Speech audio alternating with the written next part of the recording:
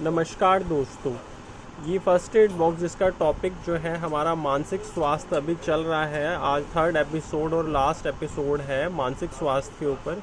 कि आज हम जानेंगे कि कैसे हम अपने मानसिक स्वास्थ्य को बेहतर या डिप्रेशन से निकाल सकते हैं। तो हमने अभी पीछे जो फर्स्ट और सेकंड एपिसोड में कैसे क्रिकेट से मानसिक स्वास्थ्य को रिलेट किया और ये देखा कि क्या क्या प्रवृत्तियों से हमारा मानसिक स्वास्थ्य बिगड़ता है। जैसे मन की जो 6 गेंदें आपको बताई थी, व्यभिचार पहली गेंद है जिस पे हमें आउट करने की कोशिश करता है। क्रोध या हिंसा दूसरी गेंद है जिस पे हमें आउट करने की कोशिश करता है। लोभ पे आउट करने की कोशिश करता है। चौथी गेंद है मांसाहार, मदिरापान करवाना चाहता है तो हमें आउट करना चाहता है। अहंकार से हमें गिराना चाहता है कि हमारा चरित्र गिर जाए और हम इस गेंद पे आउट हो जाएं। ईर्ष्या, किसी अपने से आगे बढ़ते व्यक्ति को देख के ईर्ष्या करवाता है कि हम किसी भी बॉल पे तो इसके गिर जाएं। और जब हम इसकी बॉल में फंस जाते हैं, जब हमारी विकेट गिर जाती है, विकेट गिरने का मतलब दोस्तों सिर्फ यही है कि हमारी बुद्धि जो है उसको ये लॉक लगा देता है, हमारी बुद्धि पे ताला लगा देता है। ये जो प्रवृत्तियों में जब हम फंस जाते हैं, नहीं समझ पाते हैं मन की चालाकी और मन की गेंदबाजी को, तो हमारी बुद्धि पे ताला लग जाता है। और जिसकी बुद्धि पे ताला लग गया, बुद्धि पे पर्दा पड़ गया, तो उससे तो आप जो मर्जी करवा सकते हैं और उसको पता भी नहीं लगेगा कि वो क्या क्या करता जा रहा है और वो कहाँ तक निकल गया है उन गलत चीज़ों में। तो जब हम इन बॉलों को समझ नहीं पाते और हमारी विकेट गिर जाती है, क्लीन बोल्ड हो जाते हैं हम, तो क्लीन बोल्ड का मतलब यही है कि हमारी बुद्धि पे पर्दा पड़ गया, हमारी बुद्धि बंद हो गई, अब वो काम नहीं कर रही है। अब मन जो है हमारे पे हावी है, हमारे पर सिर पे चढ़ के बोल रहा है और हमें खुद नहीं पता कि हम क्या कर रहे हैं मन के वशीभूत होके। तो जब हम मन के वशीभूत हो जाते हैं तो हम ये समझते हैं कि ये सांसारिक सुख भोग है, ये हमें बचा लेंगे या ये हमारे जीवन को पूर्णता प्रदान कर देंगे। तो ये ऐसा नहीं है, हम सब जानते हैं। हम प्रकृति के, भगवान के नियमों का उल्लंघन करने लग जाते हैं अगर हम इस मन की बातों में आ जाते हैं। हम घर वालों को हल्के में लेके, फैसले में उनकी सहमति ना लेके हम उनको हल्के में लेते हैं घर वालों को। जब हमारी बुद्धि भ्रष्ट हो जाती है, जब हमारी बुद्धि पे पर्दा पड़ जाता है, हम जिद्दी स्वभाव के हो जाते हैं। कोई हमें सही भी समझा रहा हो घर वाला तो हम उसकी नहीं सुनते हैं, तो हम बहुत आगे तक निकल जाते हैं क्योंकि हमारी बुद्धि पे ताला लगा देता है क्लीन बोल्ड करके। अब हम तो क्लीन बोल्ड जब हो जाते हैं तो फिर हमारा साथ कौन देगा? अब हमारा जो मन से लड़ने का हथियार है वो बुद्धि ही तो है। अब बुद्धि तो क्लीन बोल्ड हो गई, उस पर ताला लग गया, उस पर पर्दा पड़ गया, अब वो तो बिल्कुल चल नहीं रही है। तो मन का हम सामना कैसे करें और कैसे जो है जब यह हमारे ऊपर हावी हो रहा है तो कैसे हम इसके चंगुल से बाहर निकलें और हम इसकी बॉलिंग को ठीक खेलें। ये जो 6 बॉलें हैं इसकी, तो मन का हम जो है थोड़ा सा जानते हैं कि मन जो है बहुत ही ताकतवर चीज़ है। तो इससे लड़ने के लिए जो है वो जो लड़ने वाला है वो भी इसके जैसा ही होना चाहिए। तो अब मन की हम विशेषताएं देखते हैं। मन जो है बहुत ही ज़्यादा ताकतवर है, इसकी ताकत के सामने कोई बुद्धि नहीं चल पाती। बुद्धि को तो ये 1 मिनट में क्लीन बोल्ड कर देता है और हमारी आंखों पे पर्दा डाल देता है। मन हर एक के सिर पे चढ़ के बोलता है, हर एक को कंट्रोल करता है। ये दिखता नहीं है, इनविजिबल है, अदृश्य है, इसको आप देख नहीं सकते, अंदर ही अंदर खेल खेलता रहता है हमारे साथ। हमेशा ये एक्सपैंड होता रहता है, इसको जो चीज़ मिल जाए वही इसको छोटी लगती है, वही इसको कम लगती है।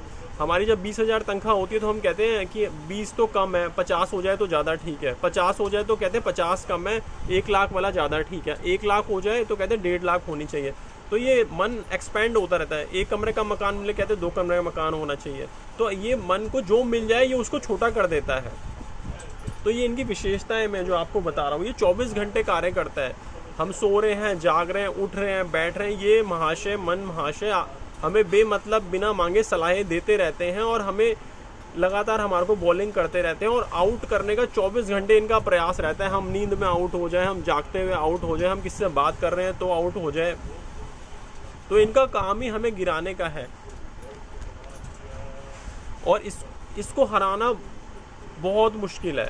तो अब हमें इसे लड़ने के लिए भी कोई ऐसा व्यक्ति चाहिए जो कि जिसकी खूबियाँ, जो इसकी विशेषता इसके जैसी हो, जो बहुत ताकतवर हो, सबको कंट्रोल करता हो, जो दिखता ना हो, जो हमेशा एक्सपैंड होता हो, क्योंकि ये भी एक्सपैंड होता रहता है, जो चीज़ मिल जाए उसी को ही छोटी कर देता है, 24 घंटे जो काम करता रहे, 24 घंटे इसकी चालाकियों से लड़ता रहे, उसको जीतना असंभव हो, क्योंकि ये मन की सारी विशेषताएं। तो हमें ऐसा कैसे मिलेगा कोई व्यक्ति जो जिसकी विशेषताएं मन जैसी होगी, क्योंकि हम तो, हमारी तो बुद्धि जो हमारी रक्षक है मन से, वो तो आउट हो गई, उसको तो इसने कुछ नहीं समझा और पहले ओवर में ही निपटा दिया क्लीन बोल्ड करके। तो हम तो इसके सामने टिक ही नहीं पाएंगे, तो हमारा साथ कौन देगा। तो यही गुण जो आपको बताए हैं, ये सारे जो गुण हैं मन से सामना करने का, हमें कौन साथ देगा। ये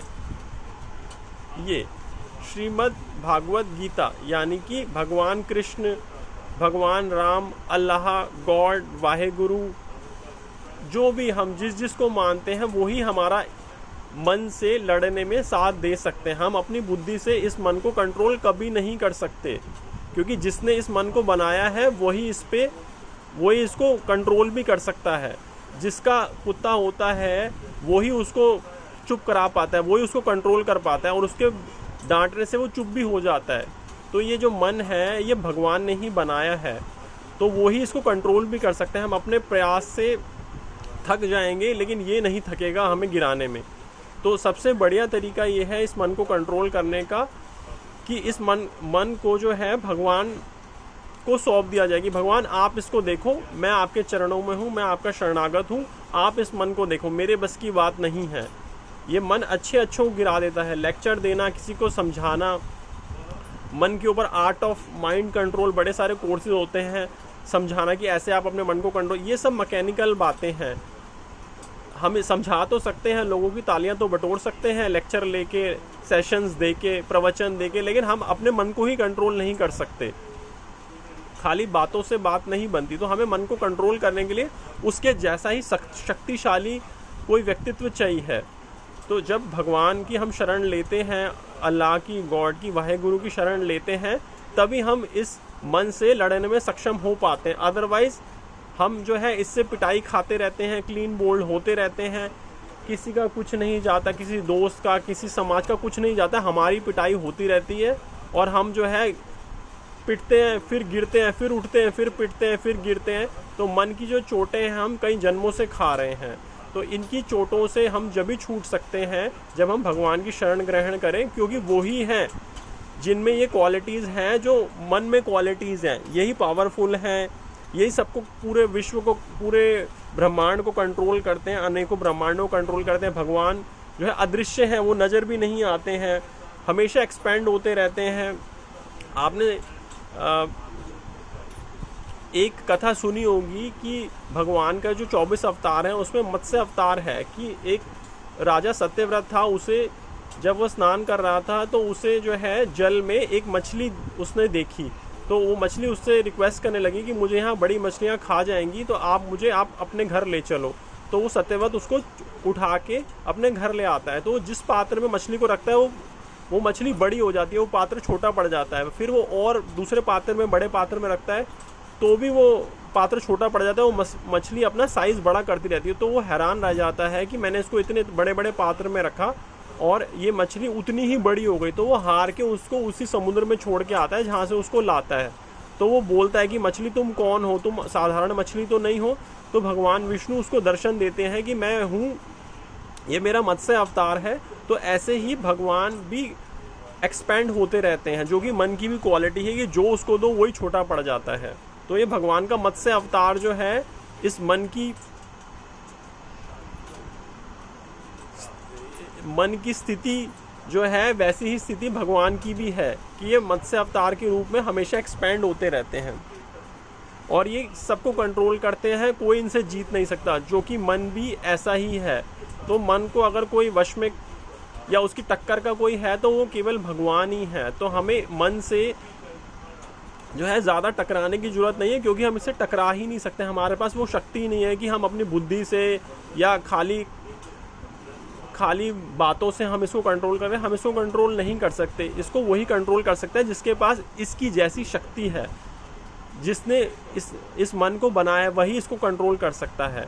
तो यही हमारी मानसिक स्थिति को, हमारे मेंटल डिप्रेशन को ठीक करने का यही तरीका है कि हम जो है अपने मन से ना लड़के, ना इसकी बातों का जवाब दे के, ना इसकी बातों में आके हम जो है जो भी ये कुछ बोले हम भगवान को अर्पण कर दें कि भगवान ये कह रहा है, आप इसको संभालो, मैं तो इसको नहीं संभाल सकता। तो वो हमारा मन अपने आप ही कंट्रोल हो जाएगा। तो एक तो ये चीज़ है, हमें इससे मन से कैसे बचना है।